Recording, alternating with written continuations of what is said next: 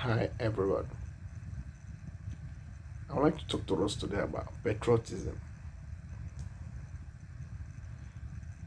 Yeah, had the misfortune of being given or besieged by unelected Democrats, what I call tyrannical Democrats, so called. Usually, the world doesn't really appreciate goodness in presence. We always appreciate goodness in absence, relatively. Even in economics, you treat usually, appreciated in demise. And so do good men and women of goodwill. When I see what is happening in America today, like how psychophancy is really ruling, how talk intimidation, backlash ruling, people's, you know, inability to accept reality. Some political bygones feels that it's either them or not. I mean, if I don't win, it's not fair. Then if I win, it's fair. Nobody has monopoly over power, on authority, or knowledge. I feel we should live and let live. Above all, tolerance is very, very important.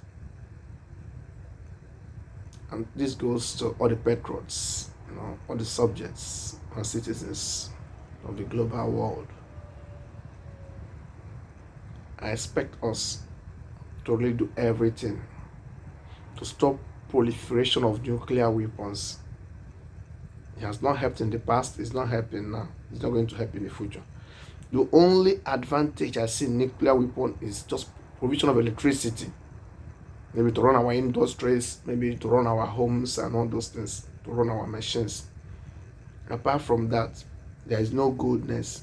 There is no good in nuclear proliferation. It's a danger to our existence if it's geared towards, military equipments and all those things. Almost everywhere you see that the nuclear bombs thrown, there's disaster. They rarely recover. Why are we in a hurry to destroy ourselves? Why are we in a hurry to destroy civilization? Why don't our military commanders reason as they believe? Why don't we see beyond the next 150, 500, 200 years? Why don't we leave the world better than we met it? Yes, I see ethnic jingoism. I see tribes rising against tribes. I see the strong oppressing the weak. But there are a lot of ways to solve these problems. Dialogue, diplomacy remains the best solution to global problems. If we intone dialogue, definitely will bring out the best in us.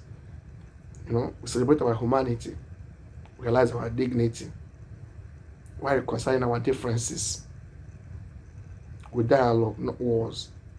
War should be the last option in every civilized society. What are we doing towards stopping this, child trafficking? What are we doing towards stopping economic slavery? We are richer nations, holding the poorer nations, developing nations, holding them to ransom through debt servicing. They sponsor wars there. They drug the youths up out there in different parts of the world. And they share AK-47s to them for them to be killing themselves. Why these foreigners, through their multinational companies, take all the gold, diamond, all those things out there.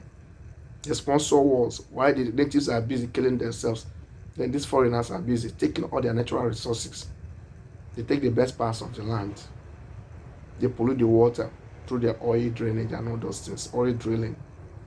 They destroy the environment. The natives can't even have clean water to fish. They pollute their soil. They can't have clean, clean soil to really plant their, plant crops and then harvest them. God help us. God help us. I pray there will be unity. I pray there will be tolerance. Even some of the states agitating for independence. Some of the native localities agitating for independence. They should be allowed, to have their freedom because they feel oppressed. They feel intimidated. They feel suppressed. They should be allowed to really go and discover their talent and all those things. Look at Belgium, look at France. These only two small countries, Look at Sweden, look at Norway, look at Finland, look at Estonia. It's this kind of atrocity that made Eritrea separate from Ethiopia. The same atrocity is making the other, there's the Tigray area and they would still want to go. So let there be harmony, let there be tolerance. The same atrocity is trying to break up, the strongest, the biggest country in Africa.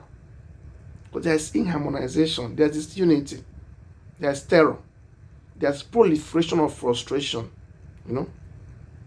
The wrong people are in the right place, the right people are in the wrong places. Corruption is ruling, investment is ruling. The roads are not motorable. There's no electricity, torture, slavery. People are dying in the stream, in the sea. It's terrible. Women are being raped, children are being abducted. Preventable diseases and sicknesses continues to kill people. But we want to talk about the ruling virus now. Mad scientists get into the lab, get viruses, mix them together, incubate this dangerous one they call Ebola, hepatitis, syphilis, all those things, AIDS. Even the ruling coronavirus now, they are all incubated in the lab. Then they afflict humanity. And humanity is suffering now. Hundreds of thousands of people have died. Then they are still going ahead to look for solutions for it. They incubate it, they afflict people with it, then they still want to get solution. And that solution they get through pharmaceutical company, they still want us to pay for them. Terribly, the world is run by sad and mad people. People that don't have conscience. People that think that life ends here. So this address goes to fellow citizens, fellow patriots. Let us reason as we believe. Let us see the endangerment ahead. Let's tolerate one another. Let's celebrate our endowments. Let us stop this, castrations. Let us stop this destruction of our human vitae. Let us realize our essence. Let's celebrate our endowments. I call for unity. I call for peace. I call for political acceptance. I call for an end to the errors of our ways. I call for liberality. I call for an end to this Iberiberism. This ethnic jingoism, this nepotism, this chauvinism, this brokenness, these heartbreaks. I call for an end to this. These preventable and avoidable deaths, I call for an end to them. I call, for civilized military leaders to rise up, civilized political leaders to rise up, civilized medical, and academic leaders to rise up. I call for civilized, social engineers to rise up, to take and steer the ship of leadership, because we are heading in the wrong direction. We don't want to talk about the global warming. With the strongest powers, political powers, just neglected. They pay lip service because they are the greatest polluters. Their carbon footprint is the highest. They are destroying the environment because they are the main culprits. They try to grant immunity to themselves. They don't want to give it. They don't want to give it.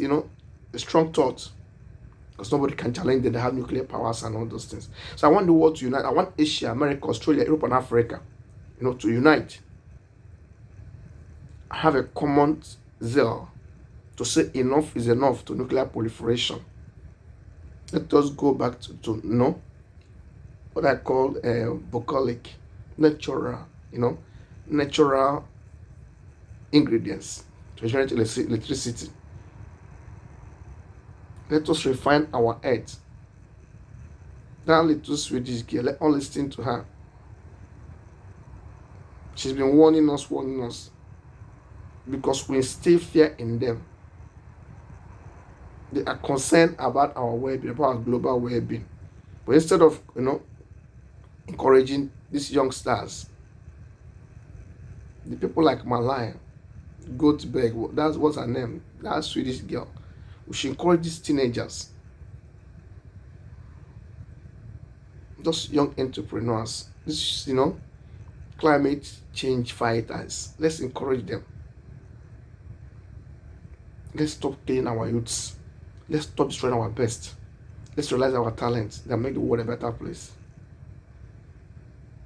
Above all, realize the you in you. Realize the reason why you're created. Realize the reason why you're called into existence. Ask for what you can give to the world to make it a better place, not what you can destroy out of it. Make your own input, and the world will be a better place for us. Thank you. Thank you. Thank you.